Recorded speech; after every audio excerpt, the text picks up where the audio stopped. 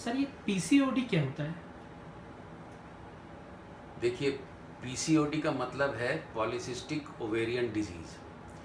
अब ये polycystic ovarian disease young लड़कियों में और जिनका वेट थोड़ा ज़्यादा है, जिनका पीरियड इरेगुलर है, हर महीने पीरियड नहीं आता, 2-2 3-3 महीने में आता है, कई बार बगैर दवाई के नहीं आता, कई बार चेहरे में बाल आ जाते हैं और वज़न बढ़ जाता है। ऐसे एक टिपिकल केसेस जो रहते हैं उनको हम एक बीमारी बोल सकते हैं, पर ये बीमारी को एक ऐसा नहीं मानना चाहिए कि ठीक नहीं हो सकती है, ठीक भी हो सकती है। तो उसको पॉलीसिस्टिक ओवेरियन डिजीज़ बोलते हैं। अब पॉलीसिस्टिक ओवेरियन डिजीज़ का मतलब क्या है, वो यदि आप देखोगे तो नॉर्मली क्या होता है कि ये बच्चेदानी है, बच्चेदानी के बच्चेदानी के बाजू में अंडाशय होते हैं।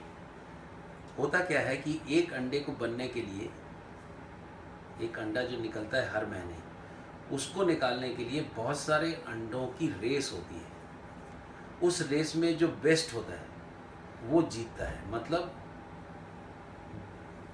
हमेशा एक बेस्ट का सिलेक्शन होता है। नॉर्मली एक अंडा बनाने के लिए कम से कम 800 से 900 अंडे रेस में दौड़ते हैं और उस दौड़ में जो जीतता है वो बेस्ट होता है। मतलब हर महीने 800 से 900 अंडों का रेस होता है और एक जीतता है। मतलब एक महिला हर महीने 800 से 900 अंडों का क्षरण होता है, मतलब लॉस करती है।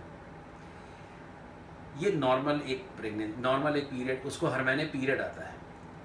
कई बार क्या होता है कि इस ओवरी में फॉल्ट आ जाता है। उस फॉल्ट में क्या होता है, जो 800-900 अंडों की जो रेस हो रही उसमें कोई नहीं जीतता और सब कोई दौड़ के एक स्टेज में आकर रुक जाते हैं। जब रुक जाते हैं तो ये इसको नहीं जीतने देता, ये इसको नहीं जीतने देता। तो आप जब ये अंडाशय देखोगे तो आपको छोटे छोटे गोले दिखेंगे उसमें। जब बहुत सारे गोले दिखते हैं, बहुत सारों को पॉली बोलते हैं। और ये चूंकि इसमें लिक्विड भरा रहता है तो उसको सिस्ट बोलते हैं। सिस्ट का मतलब ये नहीं है कि इससे कोई ट्यूमर होने वाला है। और चूंकि ये ओवरी में है तो उसको पॉलीसिस्टिक ओवेरियन डिजीज़ या सिंड्रोम बोलते हैं।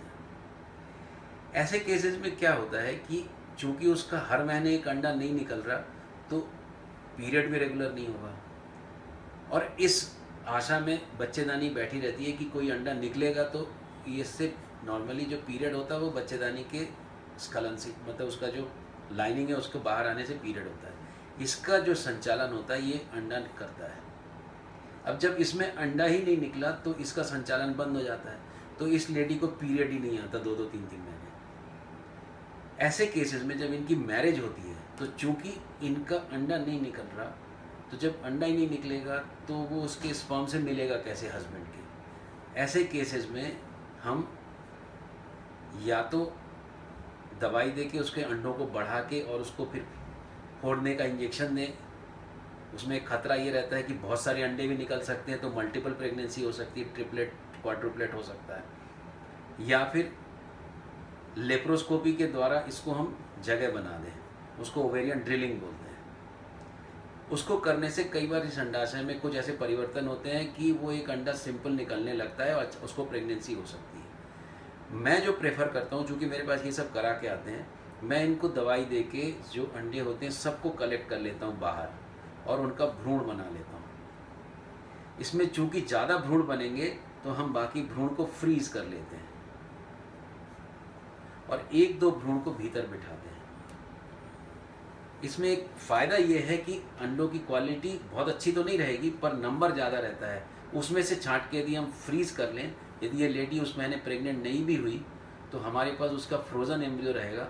हम उसको फ्रोज़न एम्ब्रियो ट्रांसफ़र जब करेंगे तो उसको अगली बार में पूरे इंजेक्शन लगाने की ज़रूरत नहीं है। तो पॉलीसिस्टिक ओवरी एक ऐसी बीमारी है जिसमें कि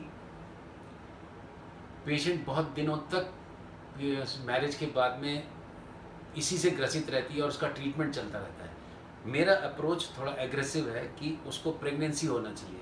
जितना जल्दी वो प्रेग्नेंट होगी, जितना जल्दी इस ओवरी में परिवर्तन आएगा, उतना जल्दी उसका हार्मोनल इम्बैलेंस भी घटेगा और प्रेगनेंसी के चांसेस बढ़ जाते हैं। कई बार आईवीएफ करने में यदि फेल भी हुआ तो आईवीएफ भी एक ट्रीटमेंट का काम करता है पॉलीसिस्टिक ओवरी में।